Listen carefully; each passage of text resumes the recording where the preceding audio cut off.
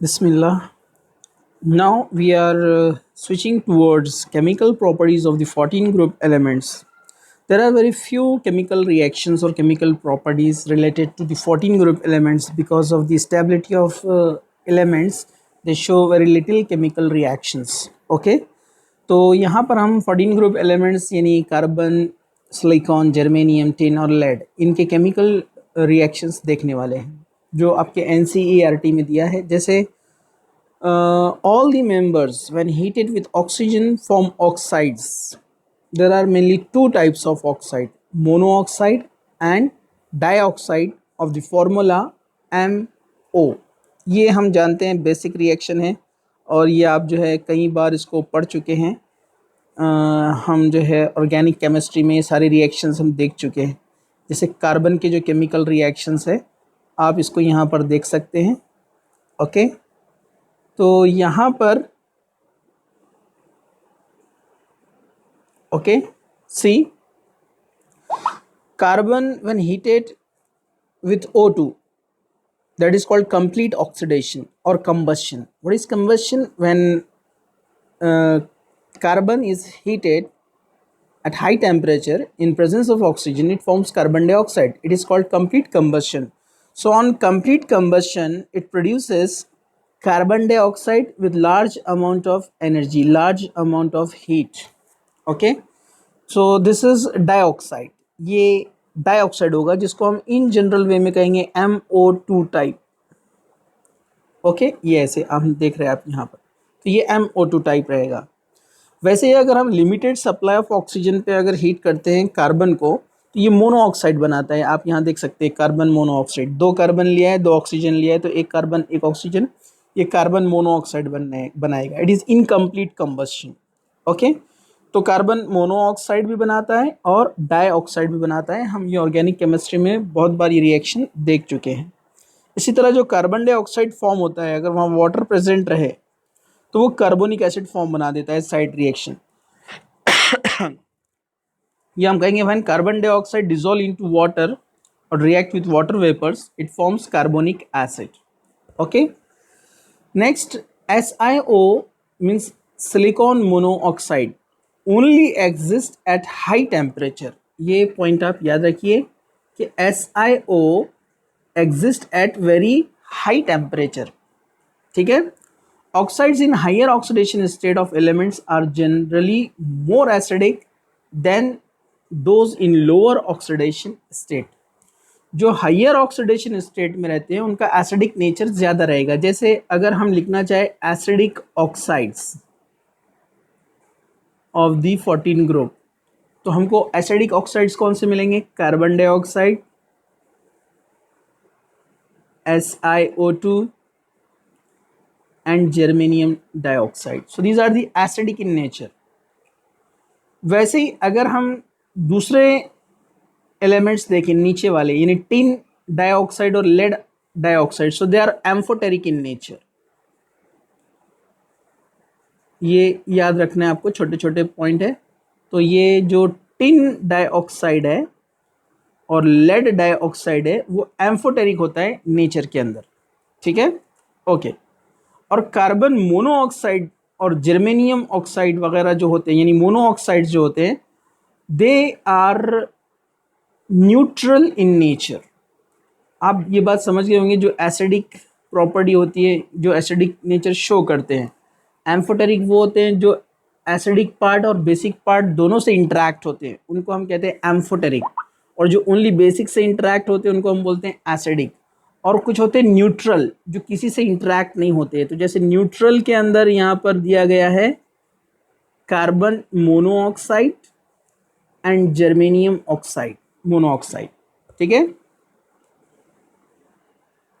अब यहाँ पर जो है मोनोऑक्साइड्स न्यूट्रल होते हैं, तो इसमें कार्बन मोनोऑक्साइड न्यूट्रल है, जर्मेनियम आपको याद रखना है यहाँ पर स्लाइटली एसिडिक होता है।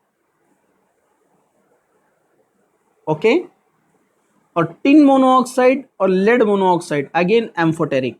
ये सारे पॉइंट्स आप याद रखिए।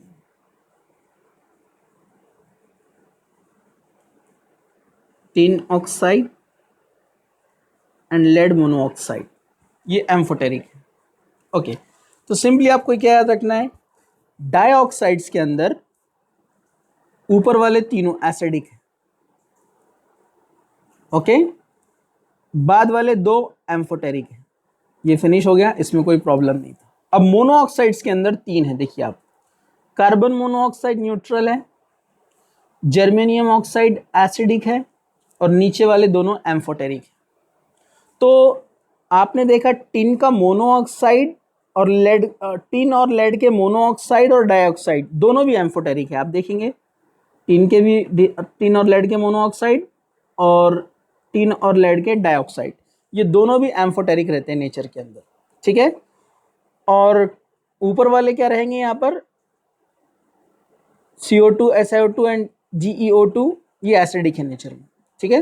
तो आप इसको अच्छे से सिस्टमेटिक एक जो है रोज और कॉलम के अंदर लिख लीजिए ताकि आपको इजीली ये याद रहेगा, ठीक है। चलिए अब हम आगे बढ़ते हैं। वाटर के पास जो रिएक्टिविटी है वो कार्बन, सिलिकॉन और जर्मेनियम में हमको नहीं मिलती है, because they are non reactive towards water. Only carbon, तो आप कहेंगे कार्बन डाइऑक्साइड ने तो कार्बोनिक एसिड बनाया था।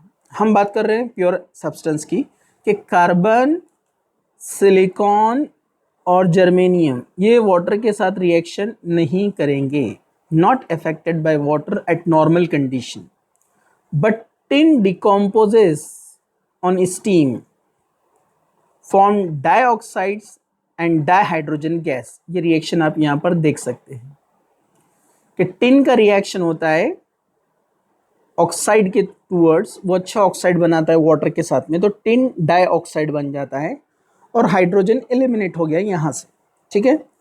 तो ये टिन रिएक्शन करेगा और डाइहाइड्रोजन गैस लिबरेट कर रहा है यहाँ पर, okay. Lead is unaffected by water because of the protective oxide layer. यहाँ पर प्रोटेक्टिव ऑक्साइड लेयर तैयार होती है, जैसे सोडियम बनाता था अपना ऑक्साइड लेयर ऑक्सीजन के साथ में, तो ये वाटर के साथ में ऑक्साइड लेयर यहाँ पर फॉर्म कर देता है, इसलिए ये फर्दर रिएक्शन शो नहीं करेगा, ठीक है। तो this is about water, okay. आगे चलते हैं हम यहाँ पर रिएक्टिविटी टूवर्ड्स हैलोजन। सो जो 14 ग्रुप एलिमेंट्स है तो ये इंटरैक्ट करते हैं हैलोजेंस के साथ में और बनाते हैं MX2 and MX4 compounds. X stands for fluoro, chloro, bromo और आइडो, एक्सेप्ट कार्बन, कार्बन को छोड़ के। ये टेट्रावेलेंट तो बनाता है लेकिन इसमें डाइवेलेंट नहीं बनेंगे, ओके। और डायरेक्टली रिएक्शन डिफिकल्ट होता है कार्बन के साथ में। So all other members react directly with halogen under suitable condition to make halides. Most of the MX4 are covalent in nature, ठीक है। सभी के सभी जो है कोवेलेंट नेचर में होते हैं। जैसे मैं एक एग्जांपल यहाँ पर लिख देता हूँ, सिलिकॉन टेट्रा क्लोराइड SiCl4। अगर हम स्ट्रक्चर इसका बनाना चाहेंगे तो टेट्राहेड्रल स्ट्रक्चर हमको यहाँ पर मिलता है,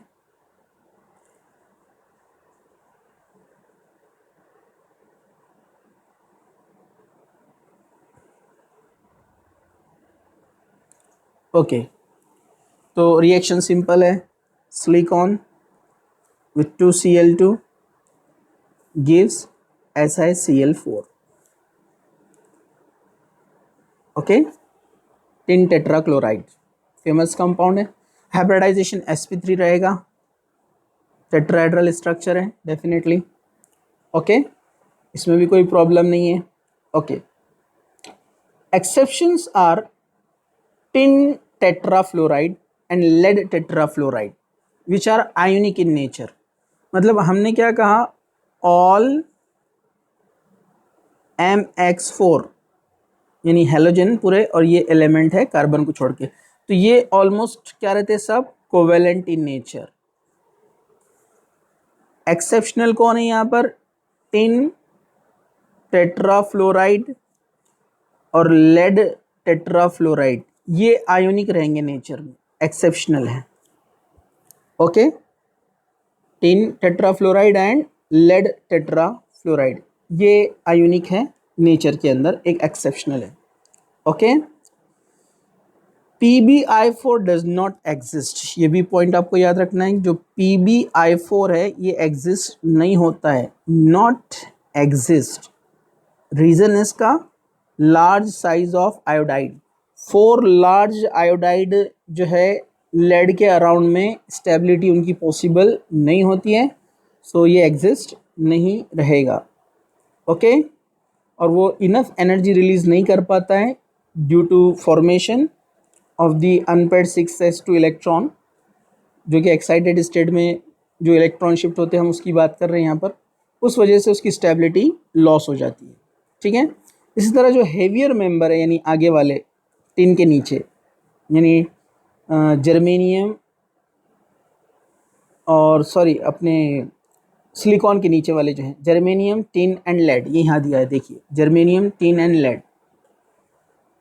तो ये अच्छे से MX2 बनाते हैं, क्योंकि मैंने पिछले वाले वीडियो में आपको बताया था कि जो कार्बन, सिलिकॉन, जर्मेनियम, टिन और लेड है, तो इनका कॉमन ऑक्सीडेशन स्टेट सबका +4 होता है, ये हमने देखा था। लेकिन टिन जो है +2 भी बनाता है, लेड भी +2 बनाता है, और टिन और जर्मेनियम भी +2 बनाता है। ये +2 स्टेट भी फॉर्म कर सकते हैं, इसलिए ये आसानी से डाइहालाइड्स बना सकते हैं। जैसे हम लिख सकते हैं यहाँ पर GeX2, एग्जाम्पल हम बोलेंगे GeCl2। तो ये +2 स्टेट में भी आसानी से रह सकते हैं। ओके, और +2 स्टेट में मैंने आपको एक पॉइंट बताया था, शायद आपको याद होगा, मैं यहाँ इसको एक्सप्लेन कर रहा हूँ कि हमने कहा था कि +4 स्टेट में हम जाते हैं तो हमको स्टेबिलिटी ऐसी मिलती है, carbon, silicon, germanium, tin and lead. और अगर हम +2 स्टेट में जाते हैं तो हमको स्टेबिलिटी मिलती है Pb, टिन एंड जर्मेनियम। तो अगर हम देखेंगे तो PbX2 is more stable then PbX4, मतलब उसी के अपने कंपाउंड में PbX2 की स्टेबिलिटी ज़्यादा रहेंगी PbX4 के, क्योंकि वो +2 स्टेट में ज़्यादा स्टेबल है एज़ कम्पेयर टू +4 स्टेट में। तो यहाँ पर Pb का +2 स्टेट है और यहाँ पर उसका +4 स्टेट है। ठीक है, तो ये पॉइंट भी आप याद रखिए। ओके, और इसी तरह जो है CCl4 जो होता है ये इजीली हाइड्रोलाइज हो जाता है, CCl4 वाटर के साथ। ठीक है,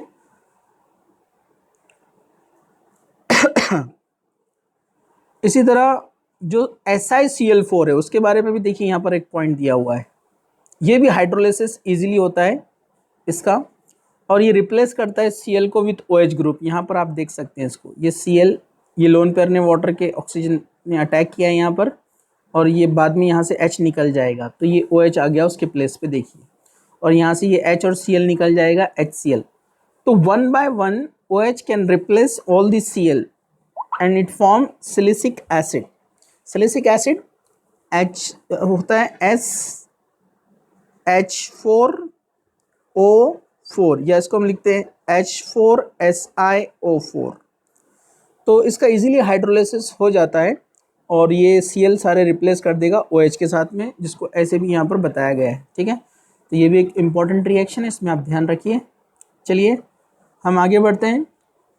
important trends and anomalous behaviour of the carbon atom. Carbon atom जो है ये एक्सेप्शनल बिहेवियर शो करता है। वैसे हम पढ़ रहे हैं P ब्लॉक में जितने भी एलिमेंट्स है, इवन S ब्लॉक में भी जो रिप्रेजेंटेटिव एलिमेंट्स है, यानी जो फर्स्ट ग्रुप में जो पूरे एलिमेंट्स को रिप्रेजेंट करते हैं, जैसे लिथियम है जो फर्स्ट ग्रुप में था हाइड्रोजन को छोड़कर। ठीक है, सेकेंड ग्रुप में बेरिलियम था, और थर्ड यानी 13 ग्रुप में बोरॉन था, अब ये 14 ग्रुप में कार्बन। तो सभी के फर्स्ट एलिमेंट जो है ना, तो ये एक्सेप्शनल बिहेवियर शो करते हैं बिकॉज ऑफ यहाँ पर 2 ही शेल है, K शेल और L शेल। तो इनका बिहेवियर नीचे वाले एलिमेंट से सेम ग्रुप के अंदर थोड़ा सा अलग होता है। ठीक है, तो सेम कार्बन भी यहाँ पर अलग नेचर यहाँ पर शो करने वाला है, और रीज़न तकरीबन सभी के सेम है। ये हम आगे वाले ग्रुप में भी यही पढ़ने वाले हैं, आप ध्यान रखिए। It is due to the smaller size of the carbon. अपने को पता है एटम नीचे जैसे जैसे हम आ रहे हैं तो एटॉमिक साइज क्या हो रहा है, इंक्रीज हो रहा है, तो carbon smaller in size. Higher electronegativity, same group में हम जाते हैं तो क्या होता है, ऊपर से नीचे इलेक्ट्रोनिगेटिविटी कम होती है, तो हमेशा ऊपर वाले जो एलिमेंट्स रहेंगे उनका साइज क्या रहने वाला है, हमेशा स्मॉल, और इलेक्ट्रोनिगेटिविटी क्या रहने वाली है, हाई, ये याद रखिए। ठीक है, चलिए हाई आयनाइजेशन इंथैल्पी, ये भी इंपॉर्टेंट पॉइंट है, मैं इसको अच्छे से लिखता हूँ, इंपॉर्टेंट पॉइंट है और सभी ग्रुप के अंदर सेम आने वाले हैं, आप ये याद रखिए, ठीक है। जो भी फर्स्ट वाले जो अपने एलिमेंट्स हैं, यानी लिथियम हो गया एस ब्लॉक के अंदर, बेरिलियम हो गया, इधर वाली फैमिली में कौन, बोरॉन हो गया, कार्बन हो गया, नाइट्रोजन हो गया, ऑक्सीजन हो गया, ये जो ऊपर वाले हैं तो सभी अपने ग्रुप में एक्सेप्शनल बिहेवियर जो है यहाँ पर शो करते हैं। तो इनके रीजन क्या है, तो सबसे पहला रीजन इनका रहता है स्मॉल साइज, एटम का size small, electro negativity high रहती है सेम ग्रुप के अंदर, among the group, okay. Third, इनके अंदर जो है क्या होता है, हाई आयनाइजेशन इंथैल्पी, इलेक्ट्रॉन निकालने के लिए जो एनर्जी लगती है, ठीक है, स्मॉल साइज होने की वजह से हाई होती है। और फोर्थ, इसमें आपको याद रखना है अनअवेलेबिलिटी ऑफ डी ऑर्बिटल, हम शॉर्ट में लिखते हैं इसको डी ऑर्बिटल एब्सेंट, क्योंकि ये सब सेकेंड ग्रुप वाले हैं ना, तो सेकेंड ग्रुप में डी ऑर्बिटल होता ही नहीं है, ओके। थर्ड ग्रुप से स्टार्ट होता है 3D सीरीज, आप जानते हैं, ठीक है। इसलिए ये चार मेन पॉइंट की वजह से ऊपर वाले सारे एलिमेंट एक्सेप्शनल बिहेवियर शो करते हैं, तो इनको याद रखना भी आसान है, ठीक है। तो कार्बन में एस और पी ऑर्बिटल होते हैं, अपने को पता है, इलेक्ट्रॉनिक कॉन्फ़िगरेशन हम ऑलरेडी देख चुके हैं, ठीक है। इसमें 4 अनपेड इलेक्ट्रॉन होते हैं जिससे वो 4 बॉन्ड बना सकता है, एक्साइटेड स्टेट में हमने देखा, और 4 इलेक्ट्रॉन इजीली लॉस करना पॉसिबल नहीं है, गेन करना भी पॉसिबल नहीं है ऑक्टेट कंप्लीट करने के लिए, इसलिए वो शेयरिंग करता है, और दे आर जो है प्योरली कोवेलेंट इन नेचर, ठीक है। Carbon is unique, carbon has unique ability to form p pi bond, जो मल्टीपल बॉन्ड है कार्बन की एक यूनिक जो है यहाँ पर एक एबिलिटी है, प्रॉपर्टी है, जो हम देखते हैं अल्कीन में, अल्काइन में, कार्बन मोनोऑक्साइड में, इसी तरह थायो ग्रुप के साथ और नाइट्राइल के साथ। तो ये 2 से 3 पाई बॉन्ड बनाता है, ये एबिलिटी सिर्फ कार्बन में है, जिसको हम कहते हैं पी पाई बॉन्ड, ठीक है। तो ये एबिलिटी सिर्फ कार्बन में है कि वो 1 पाई बॉन्ड 2 पाई बॉन्ड बना सकता है, जैसे यहाँ पर ये सिंगल बॉन्ड पूरे कोवेलेंट है और जो है सिग्मा है, लेकिन इसमें 1 सिग्मा और 1 पाई होता है, और ट्रिपल बॉन्ड में 1 सिग्मा और 2 पाई होते हैं। तो ये प्रॉपर्टी दूसरे एलिमेंट्स में नहीं है। दूसरी इसकी इंपॉर्टेंट प्रॉपर्टी है catenation. Catenation means to form long chain compound between same atom सी मिलकर हम देखते हैं कितने सारे कंपाउंड बनाते हैं, इवन हमने फ्लोरीन के बारे में भी आगे पढ़ेंगे हम, जो कि कार्बन 60 कार्बन 70 होते हैं। तो ये भी एक इम्पॉर्टेंट चीज़ है यहाँ पर। कैटिनेशन प्रॉपर्टी सबसे ज़्यादा कार्बन में, और उसके बाद थोड़ी सी जो प्रॉपर्टी अपने को कैटिनेशन की मिलती है सिलिकॉन में, और आगे के जो होते हैं नहीं के बराबर होते हैं, ठीक है। तो ये कार्बन में कैटिनेशन प्रॉपर्टी, उसके बाद सिलिकॉन होता है। सल्फर में भी लिटिल बिट ये प्रॉपर्टी मिलती है जिसमें S8 बनता है, आपने देखा होगा क्राउन स्ट्रक्चर, लेकिन कार्बन की जैसी जो लॉन्ग चेन बनाने की एबिलिटी है वो दूसरे किसी एलिमेंट में नहीं है। और ये कुछ वैल्यूज़ है, इसको आप लर्न कर लीजिए, ये आपके काम में आ जाएंगी कि CC bond very stable bond, very difficult to break, 348 kilo joule energy per mole लगती है CC बॉन्ड ब्रेक करने के लिए। जैसे जैसे आप नीचे जाएंगे आसानी से बॉन्ड ब्रेक होता जाएगा, ठीक है। तो यहाँ पर ये था 14 ग्रुप एलिमेंट्स के केमिकल प्रॉपर्टीज़ के बारे में। अब इसके जो कुछ कंपाउंड्स हैं इंशाल्लाह इसको हम देखते हैं नेक्स्ट वीडियो में। Okay, thank you.